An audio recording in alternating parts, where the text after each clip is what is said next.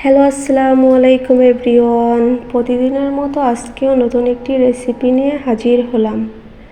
আজকে শেয়ার করব বেগুন ভাজার একটি রেসিপি। তো বেগুন ভাজার জন্য আমি দিয়ে দিলাম পেঁয়াজ কুচি আর কাঁচামরিচ কুচি। একদম ঘরোয়াভাবে আমি বেগুন ভাজিটি করব। তো দিয়ে দিলাম হলুদ গুঁড়ো বেশি দেওয়া যাবে না। তারপর দিয়ে দেব আমি স্বাদ মতো লবণ। এখন আমি বেগুনগুলোকে ভালো করে মাখিয়ে নিব। যদিও বা একটা সিম্পল রেসিপি, কিন্তু এভাবে বেগুনটা ভাজি করলে অনেক বেশি ভালো লাগে খেতে। তো এখন বেগুনটা আমার মাখানো হয়ে গেছে। তো কড়াইতে আমি তেল দিয়ে দিচ্ছি। বেগুন ভাজাটায় তেলের পরিমাণটা একটু বেশি লাগে। তো এখন তেলটা গরম হয়ে গেছে, বেগুনগুলো আমি ছেড়ে দিচ্ছি। এখন আমি বেগুনগুলো একে একে ভেজে নিব। বেগুনটা ভাজার সময় কখনো ঢাকনা ব্যবহার করবেন না, আর চুলার আঁচটা মিডিয়াম আঁচে রাখবেন, তাহলে বেগুনটা পারফেক্ট ভাজা হবে।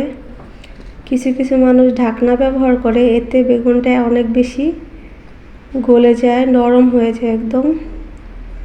তো এখন বাকি বেগুনগুলো আমি একে একে ভেজে নিচ্ছি।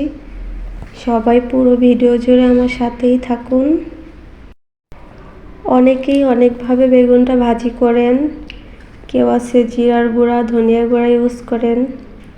তবে আমি সম্পূর্ণ আমার মতো করে বেগুনটা ভাজলাম।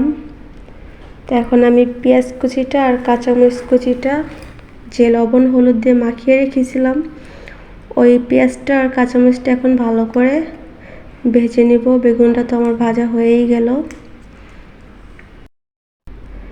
বেগুনটা এইভাবে ভাজি করলে বেগুন থেকে সুন্দর একটা স্মেল পাওয়া যায়।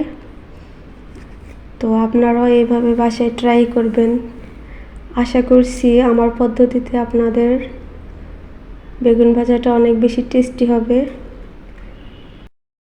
তো পেঁয়াজটা আমি হালকা ব্রাউন কালার করে ভেজে নিব।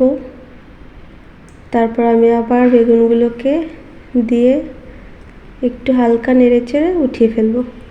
তো পেঁয়াজটা আমার হয়ে গেছে ভাজা। এখন আমি বেগুনগুলো আবার দিয়ে দিলাম। তো এখন একদম হালকা করে নাড়বো, যাতে বেগুনটা ভেঙে না যায়। তো বেগুন ভাজাটা আমার কমপ্লিট। সবাই আমার চ্যানেলে বেশি বেশি লাইক, কমেন্ট অ্যান্ড শেয়ার করবেন।